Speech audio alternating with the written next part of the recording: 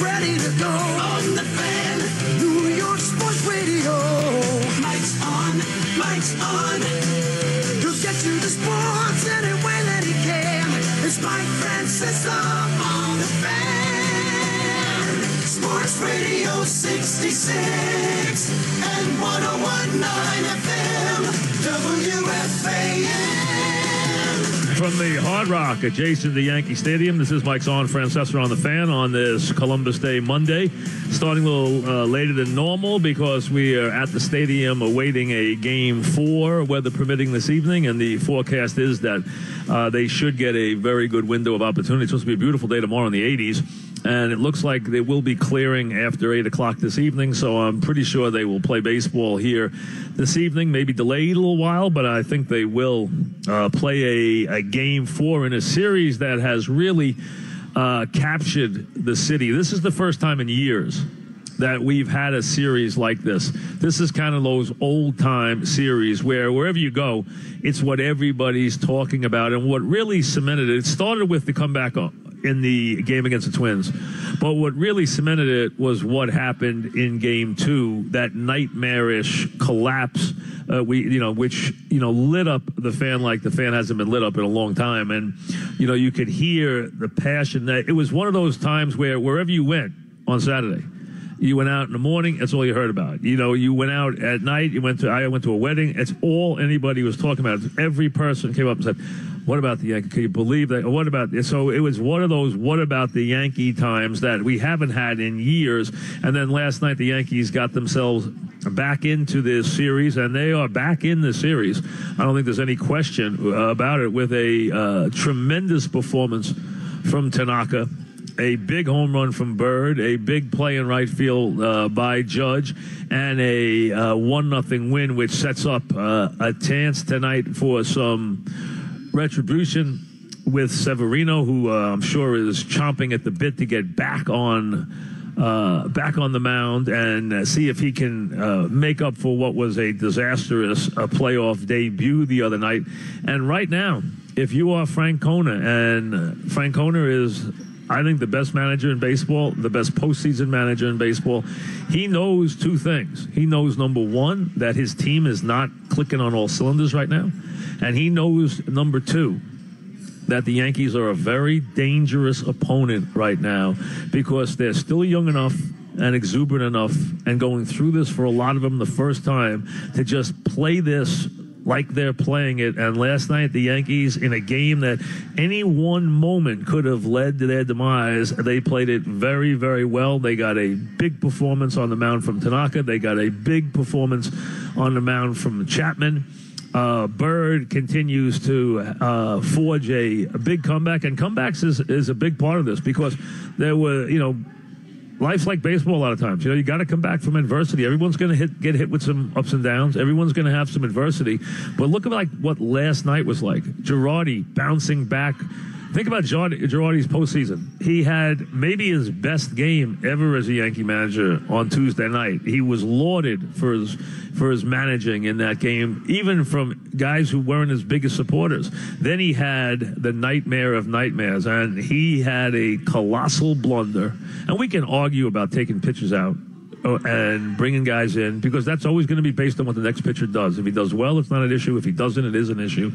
We know that. But when he didn't review the play, it was one of the kind of blunders that sticks with you your whole career and can lead to your demise. And there's something going on with Girardi and the Yankees now. I've said that to you even before these playoffs started. He had not signed the contract. He had not talked the contract, and he doesn't have one. And the Yankees didn't run to his support here. And he did get booed last night, which clearly was uncomfortable for him. I don't think there's any question. He talked about it in the postgame. We'll get more into that. And I think the Yankee fans were overboard on it last night. But, again, they were very unhappy with what happened. He made a colossal mistake, the kind of mistakes, like I said, that can define a career, and the kind of mistakes that can get you fired. But bounced back last night. He went to Tanaka, and you can call that now a no-brainer, except you know what? I heard callers for a day screaming about how can he pitch Tanaka over Severino. That's ridiculous. Severino doesn't pitch in this series. It's a crime. Tanaka was the right guy. He deserved a chance to take the ball. He has been a big game pitcher.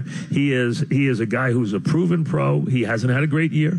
And he showed you overcoming a lot of his inconsistencies this year. So Girardi overcomes a nightmarish Friday. Tanaka overcomes what has been a very, very up and down season. And the reason he pitched game 3 is because he's better at home. That's why he pitched game 3. And that's why he was there in that slot last night. And Bird, think of the year Bird overcame. Bird, after having injuries before this, comes off the hottest of spring trainings. Hit .455 with 8 homers, was the best hitter in all of baseball in spring training. Fouls the ball off his foot, gets off to a nightmarish start, goes 6 for 60, can't get the ball out of the infield. People are questioning how good he is. They're questioning whether he is really hurt. They're questioning how come he never heals. They're questioning everything from his toughness to his makeup to everything else. And he comes back and has a big September and then an enormous postseason, and he's in that game. Another good move by Girardi not to pull that left-handed bat, because we've said it forever. Bird is made for Yankee Stadium, and he's going to be a big power hitter, and you've seen it already in the series, and you saw what one swing of his can do. Another good move by Girardi to leave him in the game against a pitcher who's equally good against righties or lefties, and his come back from adversity as he strolled around the bases, or really screamed his way around the bases, and provided just enough of a lift for the Yankees to get home 1-0. And then Chapman, remember, it wasn't that far. We're not that far removed from Chapman actually losing his closer's job when he couldn't get anybody over the plate. He couldn't get anything over the plate. He walked in the ballpark. He was demoted. But when Joe demoted him, he said it in a lot of places. He said it to me on the air. I will build him back up, and he will return to being our closer. And I told you in September, the Yankee bullpen is not complete until Chapman returns to the 9th inning. He returned to the 9th inning a while ago, and last night you saw what he did. He handed the game to him and said, take us home.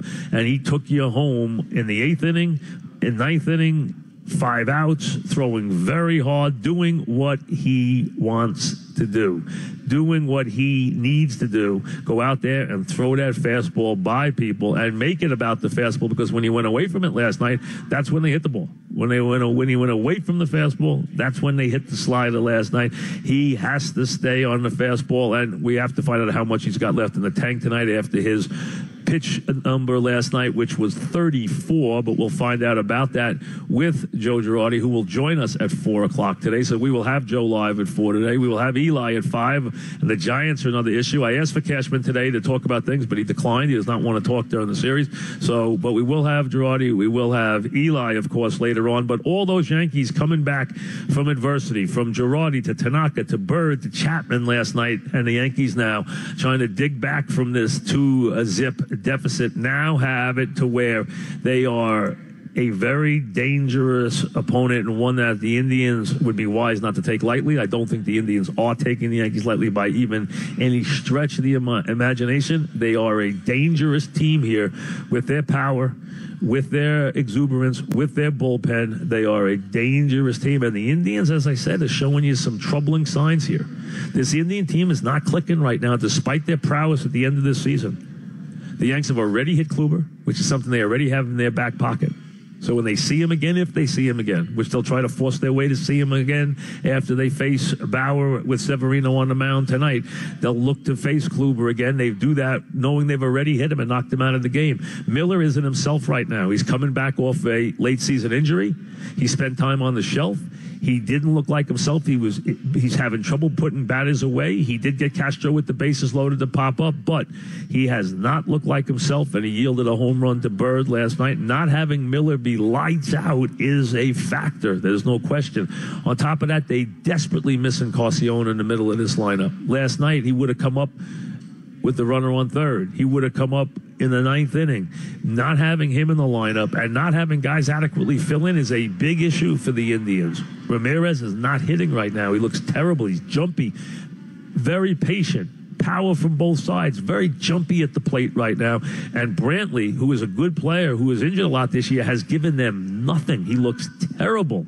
at the plate. So they don't have a Brantley who's clicking right now. Ramirez isn't going well right now. They don't have Encarnacion. We don't know if he'll be in the lineup again tonight. I would doubt it. They don't have Miller at 100%. Kluber's already showed you that he's human. All that shows that the Indians are they're a wonderful team. They deserve to be the favorites. They are a favorite to go all the way, but they don't look invincible for the reasons I just gave you. And that's why right now the Yankees have opened the door just a little bit. Tonight they'll try to open it a lot and force a Game 5, which will be a very, very tense and very competitive game. The Yankees are a serious threat in this series right now, and I think the first ones who know it are Francona and the Indians for the reasons I just gave you. So that sets the scene for a tremendous Game 4 tonight. You can kind of feel it. This is what October baseball is supposed to be like. This is what it is when it's on, when baseball really just takes over the town, and that's what has happened right now, and not a minute too soon considering what has happened to the football giants, which we'll get to. Kudos to the Jets who beat up a bad opponent yesterday, but that's 3 straight wins as they get ready to dream the dream against New England. So we'll get a little into that on what was another wild NFL day. We'll update you on the Beckham situation. He is going to have surgery. You'll hear the McAdoo stuff after his press conference. We'll turn that around for you. We will have Girardi and Francona at the podium. We also will have Joe Girardi live. It has been a very eventful couple of days for Joe, who has been the headline, and we'll talk to Eli Manning after a giant disaster. Their season long over as they go to Denver now as an 11-point underdog, crawling into Denver, already at 0-5 for just the 5th time in their history at 0-5. 4 other times, 76, 79, 87 the strike year, 2013. The other 4 years, the Giants opened 0-5, and that's where they are right now, and staring at 0-6 with Denver ahead. But right now, it's about baseball. We got a lot to get to, and we'll get it all rolling from the Hard Rock here at Yankee Stadium right after this.